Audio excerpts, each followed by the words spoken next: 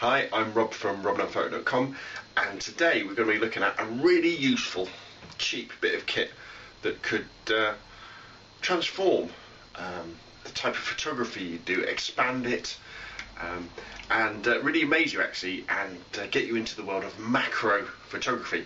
If you've been following robandphoto.com or the podcast or these videos on YouTube, you know that macro photography is something that comes up quite a lot, and I've done videos on using M42 lenses, so that's old-fashioned lenses with an adapter on your modern Canon cameras or any sort of camera. We've talked about using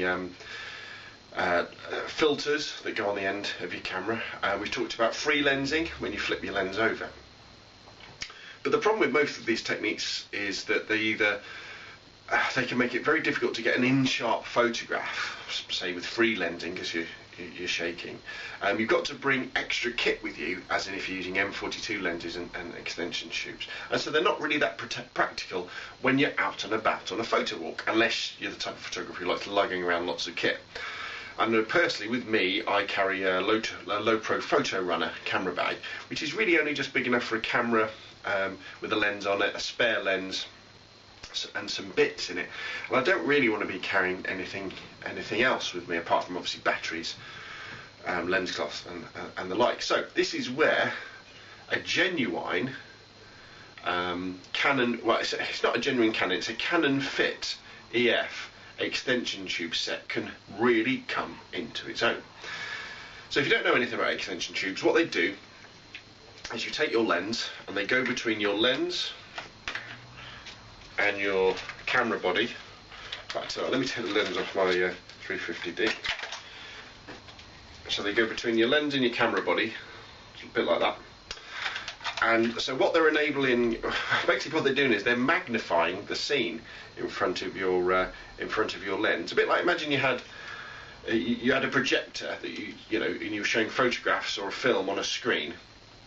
If you pulled that projector further and further away from the screen, what would happen is that image would get bigger and bigger and bigger, and in effect that's what macro tubes are doing, because they're pulling the lens away from the camera body. And so this enables you to get really quite good macro effect photography.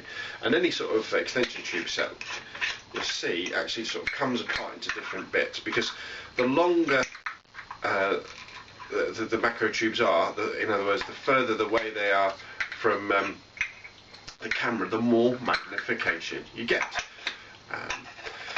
Now, you get two main types of, say, Canon EF or EFS fit extension tubes. I think they're all EF and EFS. You get manual ones like this that don't have any electronics with them, and then you get ones that do have the electronics with them. So the manual ones like this are very cheap. You can pick them up for less than £10 on eBay. I got these from £2 from the local car boot sale. The electronic ones are more expensive. However, what the electronic ones enable you to do is still control the autofocus, if it works. It might not work when using these, and aperture, so exposure automatically when using lens. With these you don't, because with your lenses, as you probably know, there's all these electrical contacts that enable the lens to talk to the camera. Well, if we've got this lump of plastic in the way, then that stops. So we then, when we're using this type of extension tube, we're going to be focusing manually, and we're also, this is a slightly tricky bit, is we're going to set the aperture manually. You think, well, how can you do that? There's no aperture controls. Well, I'll show you how to do that as well. What you'll see at the end of the video is some photographs that I've taken using combinations of either the 55 to 250 or the 18 to 55 Canon EFS IS lenses with the extension tubes. Obviously IS doesn't work either because there's no power going to the lens. So give you an idea of what sort of things you can do. Personally speaking, I quite like using the 55 to 250, the longer lenses with the extension tubes, because you don't have to get quite so close to your subjects, and you can really get some very professional looking and some really fascinating shots. When you are doing this, and this applies to lots of macro photography, just be aware of your shutter speed getting a little bit long. You're losing a lot of light when you put these in between your camera and your body, and so you'll find that you want to pump up the ISO quite high. You may well find that you want to get some extra light into the situation by using flash, maybe on camera or off camera. And probably if you're doing still lifes of flowers and plants, you want to be using excuse me, you're going to want to be using a tripod as well. So let's just see how it all goes together. Just going to whip off the lens shade. So I'm going to take my dust cap off the back. Let's take the caps off the extension tubes. So here we have our basic extension tube. So it's got the fitting that will fit the lens on that end, and the fitting that will fit the body on that end. And as I say, what we can do is we can actually unscrew the extension tubes and actually make them smaller. And the idea of that is you get less magnification, because you don't always really want to get fabulously close. But for the purpose of this video, let's do it at full magnification. So let's screw it back together. Excuse me. So we've got an extension tubes, so we're just going to mount them onto the lens. There we go, so that's now on that end, and we've got our lens mount on that end. One 350D or Rebel XT, getting a bit long in the tooth now, but she's still working fine. So there we go, so we're now mounted on. What you tend to find as well is when you've got extension tubes, you tend to focus. If you're in the same place, you focus using the zoom, and then you'll have your camera on manual focus anyway, your lens, sorry, and then you can fine tune it with the focus at the front. But most of the focusing to start off with is done with your is done with your zoom, and then you just shoot away. And if I was just say using these extension tubes, because I carried them with me and I was out on a photo walk and there were some interesting insects or interesting flowers, I would be going to aperture priority mode, and then I would definitely pop the flash up. Now I've got my 350D to set up so that when I use the flash it just uses a shutter speed of ISO 200. Now what's really good though about using the pop-up flash on your camera, especially in these Rebels or Canons, is the fact that they control the exposure and the flash automatically. In fact, you can't control it manually. You can make it brighter and duller, but you can't control it automatically. And so that means what will happen is the camera will see the light that's coming through the lens and adjust the exposure and the power of the flash automatically. If there's enough light around where we don't need to use a flash, again with Canons, if you're shooting in aperture priority mode, if the camera can't talk to the lens, it still works. It can still set that shutter speed to the appropriate level. And so there we can see now it's very easy. Now you might be saying, well wait a minute, how do I control the aperture? Because there's no electrical contact between the camera and the lens. So if I'm moving the aperture wheel, nothing's happening because they can't talk to each other. Well, this is how you do it. You start off with the lens not on the extension tube. So you have it on your camera, like so. And then what you do is you go to aperture priority mode, and then you just select your aperture. So let's see, I don't know, what do I want? Say I wanted to shoot at f8. When you're doing macro photography, your depth field becomes very, very thin indeed.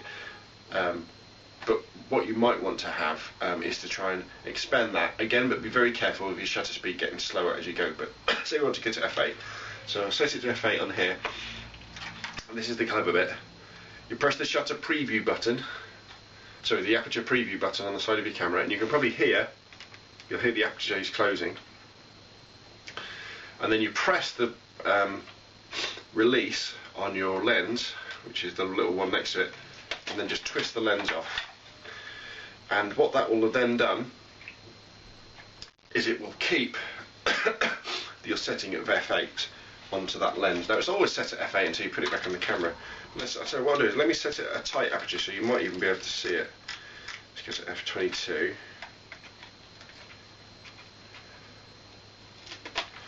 There we go. I don't know whether you can actually see that. That's at f22 now, and it will just stay there until I put it back on the camera. You see f22? See that little hole? What it is, we'll now then put it to a fatter aperture, a wider aperture, f8. So again, you press the shutter preview button, you hear it close, and while keeping the shutter preview button, press down your lens release and just spin it off, and we're at f8 now. I don't know whether you can see that. So, with my aperture now set, I can now put it back onto my extension tube, like so, if I can remember how to do it. There we go. Then back up to my camera, and then we've got our extension tubes. A really lightweight, really cheap and really simple way to get stunning macro photography. Now remember, extension tubes are just an empty tube. There's only air inside, so you're not degrading the image quality at all. You have to be very careful with your focusing, because again your depth of field is going to be very, very small, but you can produce macro photographs using extension tubes just like this that will be as good as anything we've done with a dedicated macro lens. Now you've got all these added complications of not being able to change your aperture and losing an awful lot of light, but this is a really simple solution for getting you into macro photography, seeing if you really like it, and then you can take it from there. Okay, so what I'll do next is, at the end of the video, I'll put some photos on of images that I've taken using these extension tubes, and you can see the kind of effects that you can get. Okay, so that's it.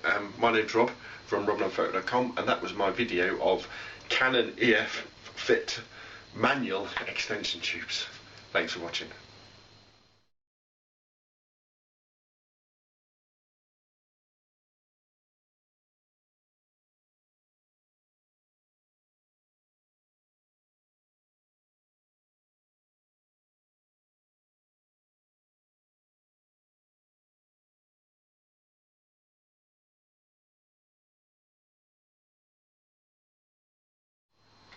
Hi, I hope you enjoyed the video, and if you do enjoy the videos on YouTube or wherever you're watching this particular piece of work, remember there's loads more great photography stuff at robnunphoto.com. That's www.robnunnphoto.com.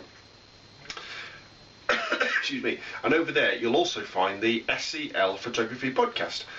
So if you're into downloading podcasts, you can go to iTunes or Feedly or wherever you get your podcasts, and just search for SCL, Sierra Charlie Lima Photography Podcast, and you can download and listen to me. Currently the podcast is going out about once a month, and then it goes up to sort of once 2 weeks, or even once a week if I've got the time. You can email me, scalespeeder@gmail.com. That's scalespeeder@gmail.com. And remember, we've got a Flickr photo group as well, so if you go to robnunphoto.com and come down on the right hand side, you'll see there's a link to our Flickr photo group. Come along, it's free to join, post some of your photos and have a go in the discussions. Brilliant, hopefully I'll see you there. Thank you.